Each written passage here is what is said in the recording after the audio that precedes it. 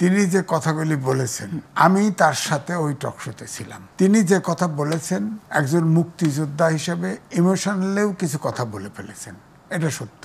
কিন্তু যা বলেছেন ঠিক বলেছেন। আমার বক্তব্যটা ওখানে, আমিও ইতিমধ্যে দুটো ইউটিউবে কথা বলেছি এই ফজলুর রহমান সম্পর্কেই। আমি বলেছি মুক্তিযোদ্ধার দল বিএনপি, তিনি বিএনপির চেয়ারপারসনের উপদেষ্টা, মুক্তিযোদ্ধারা যাবে কোথায়? আওয়ামী লীগের চাইতে বিএনপির মুক্তিযোদ্ধা বেশি।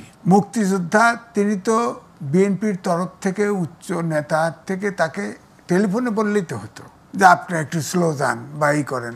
শোকজ করার প্রয়োজনটা কী ছিল? এই মেসেজটা কি গেল? তার মানে কি বিএনপির মুক্তিযোদ্ধা বিএনপির কাছে আশ্রয় নাই? বিএনপির কাছে আশ্রয় থাকবে না? আমিও তো সর্বকনিষ্ঠ মুক্তিযোদ্ধা ছিলাম, তা আমরা যাবো কোথায়? আমরা কি জামাতে জয়েন করব? জামাতে জয়েন করব? যারা বলে যে, আমি আগেও বলেছি, যারা বলে যে আপনার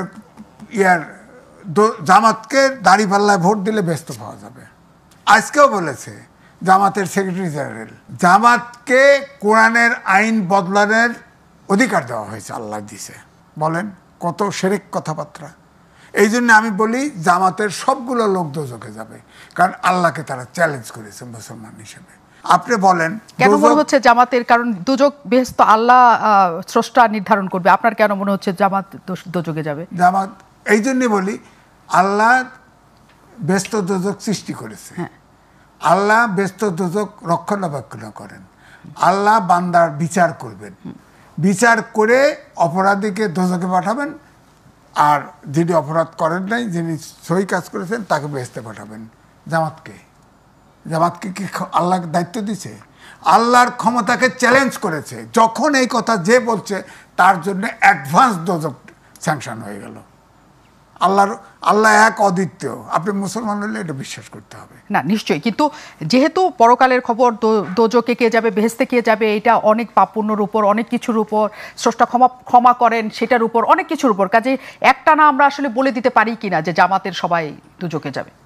জামাতের দৃশ্যমান কথা, হ্যাঁ, অর্থাৎ আল্লাহ ব্যস্ত দোজক আল্লাহ দিবে, এই তো কথা।